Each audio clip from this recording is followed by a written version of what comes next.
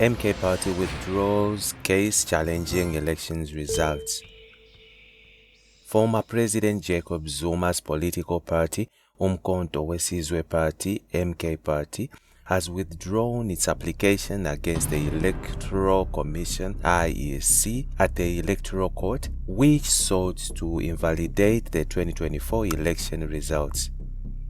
In its application, the party sought a declaration from the Electoral Court that the elections were not free and fair, and requested that the results be set aside due to serious election irregularities.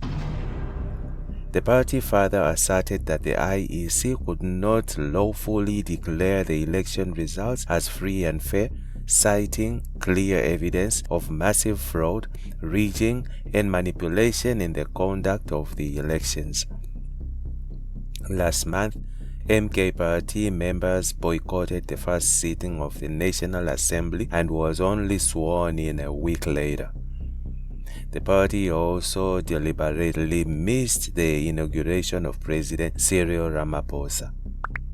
The newly formed MK Party emerged as the nation's third biggest party in the recent elections after garnering more than 4.5 million votes nationally and regionally, resulting in 58 seats Parliament, which has 400 seats.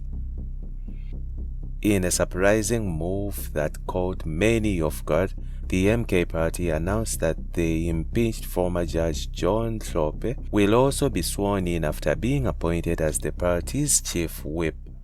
Hlophe, 65, was impeached as Judge President of the High Court of gross misconduct. Addressing the media as Member of Parliament, Hlophe said they have been elected to work and they will make sure they stay above petty politics. We have been elected by the people of this country. We are here to work. We consider that as our role. We are going to engage in a robust debate, but in a respectful manner. But make no mistake, we are not going to allow ourselves to be bullied by anyone. We are adults and we know why we are here, he said at the time. Jacob Zuma sacks two key leaders in MK Party reshuffle. Political analysts have warned the uMkhonto weSizwe Party MKP that its continued reshuffling of officials will likely trigger uncertainty and political instability in the party, which is an official opposition with its 58 seats in the National Assembly. This after Jacob Zuma wielded the axe, sacking MKP Secretary General withdrawn and Treasurer General Danisa Zulu with immediate effect. The MKP appointed Dr. Sifiso Maseko as its new Secretary General and Menzi Magubane took over as the new Treasurer General. Zwane's dramatic removal came barely 2 weeks after they took over the reins of the powerful Secretary General position from Sihle Ngubane, who was deployed to the National Assembly. The party has 37 seats in the KwaZulu-Natal Provincial Legislature. Zakele Ndlovu, a political analyst from the University of KwaZulu-Natal, was blunt, saying MKP was Zuma's Stokvel. Zuma is running to show there. What is happening in the MK Party are signs of instability. A serious organization cannot frequently change its senior leaders like the MK Party, said Ndlovu. Ndlovu questioned the delay in the MKP's holding its elective conference to elect new leaders instead of relying on Zuma to make decisions. The MK Party should hold its conference so that it has elected structures. We can't have a third biggest party in the country without elected leaders.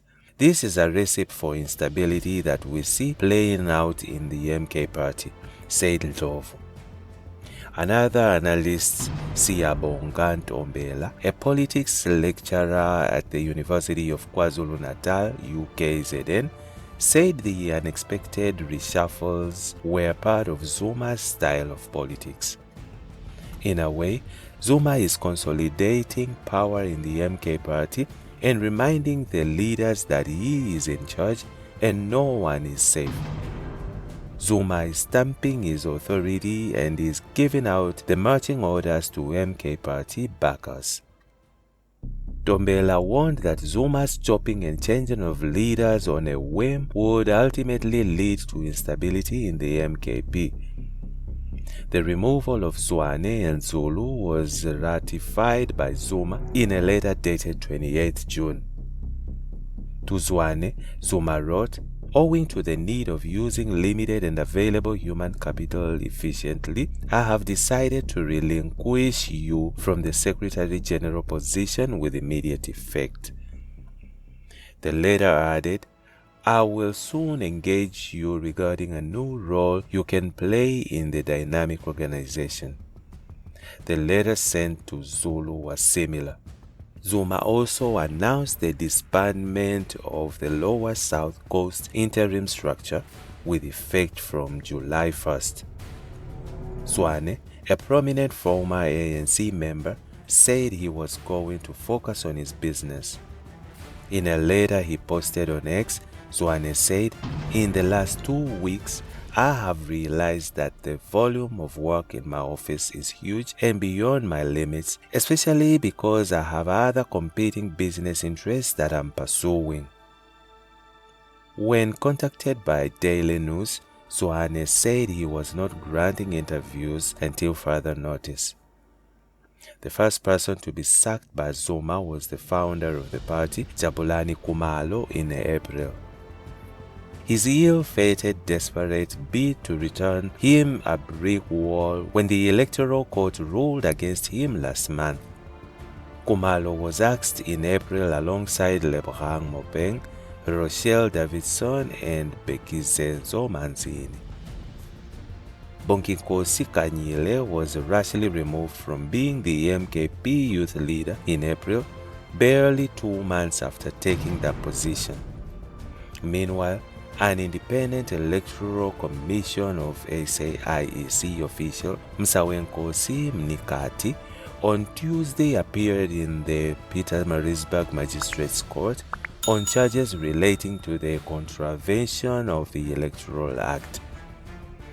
The matter was postponed as there was no electricity in the area.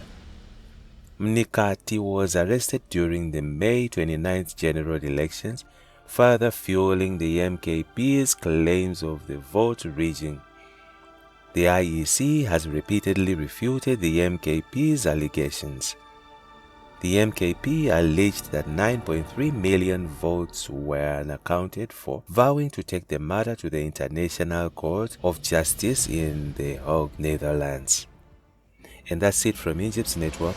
Stay tuned to our celebrity and gossip news.